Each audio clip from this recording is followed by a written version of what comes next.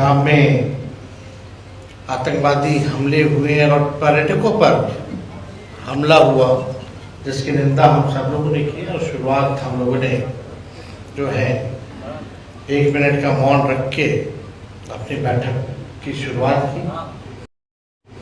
आप सब लोगों को आतंकवाद के खिलाफ का निंदा प्रस्ताव भी हम लोग पेश करेंगे, और जब पेश करेंगे तो उससे पहले जो 10 प्रमुख बातें हैं उसमें आप लोगों को बताना चाहिए। लेकिन इससे पहले जो हमारा इंडिया अलायंस, जो महागठबंधन हम लोगों ने तय किया है कि कल हम लोग जो है कैंडल मार्च शाम 7 बजे इनकम टैक्स से तक हम लोग करेंगे। और ये कैंडल मार्च आप सब लोग जानते हैं कि इतनी बड़ी घटना हुई है जो पहलगाम में जो पर्यटकों की जो मृत्यु हुई, उनकी श्रद्धांजलि को हम लोग देने का काम करेंगे। और कैंडल मार्च सभी महागठबंधन, सभी पार्टी के नेता, हम सब खुद स्वयं मौजूद रहेंगे। और ये कार्यक्रम जो है पूरे बिहार के हर जिला हेडक्वार्टर में होगा, और स्वयं हम सब लोग जो है पटना में मौजूद रहेंगे। जम्मू कश्मीर के पहलगाम में आतंकी हमले में मारे गए नेवी के शहीद लेफ्टिनेंट विनय नरवाल की बहन सृष्टि ने कहा, विनय 1.5 घंटे तक यानी जिंदा था, लेकिन कोई मदद के लिए नहीं आया। प्रश्न ये उठता है कि जब एक ही स्थान पर लगभग 2000 पर्यटक मौजूद थे तो उनकी सुरक्षा के इंतजाम क्यों नहीं किए गए? उनके लिए एक भी सुरक्षा कर्मी मौजूद क्यों नहीं था? और पहलगाम ऐसा जगह है ऑलरेडी हाई सिक्योरिटी जोन में आता है, क्योंकि कई हजारों में पर्यटक वहाँ रहते हैं पहले से। ऐसी घटना होना, लेफ्टिनेंट हमारे 1.5 घंटे तक जिंदा रहे, तड़पते रहे कि सहयोग कुछ नहीं मिल पाया।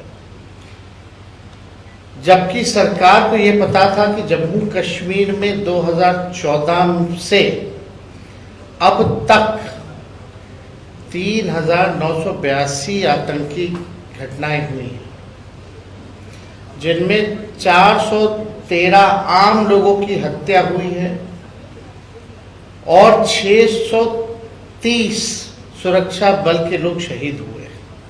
इस गंभीर लापरवाही की जिम्मेवारी कौन लेगा? केंद्र सरकार राजनीतिक प्रतिशोध की भावना से तमाम विपक्षी नेताओं के पीछे देश के अधिकांश एजेंसियां लगाती है, लेकिन आतंकियों के पीछे ऐसा क्यों नहीं कर पाती? हम लोगों के पीछे देश की सब एजेंसियां लगी रहती हैं, लेकिन इनके पीछे कौन सी एजेंसियां लगाई जा रही? अगर ये घटना हो रही है तो आपका इंटेलिजेंस क्या कर रहा है, सर्विलेंस क्या कर रहा है? आजकल टेक्नोलॉजी का जमाना है, यानी ये इंटेलिजेंस फेलियर रहा, और वो हाई लेवल सिक्योरिटी जोन में ऐसी घटना, और वो जो सड़क है वो कच्चा सड़क है, कई घंटे लगता है ऊपर जाने में, हथियार लेकर के जाना। बल्कि हर जगह चेक पॉइंट्स है, हर जगह आर्मी तैनात रहती है, सेना तैनात रहती है, फिर भी अगर इतनी बड़ी घटना हो जाती है तो किसी न किसी को जिम्मेवारी लेनी चाहिए। और विपक्षी नेताओं के पीछे आप लगा, ठीक है लगाए, लेकिन आतंकियों को तो रोकिए। पुलवामा कांड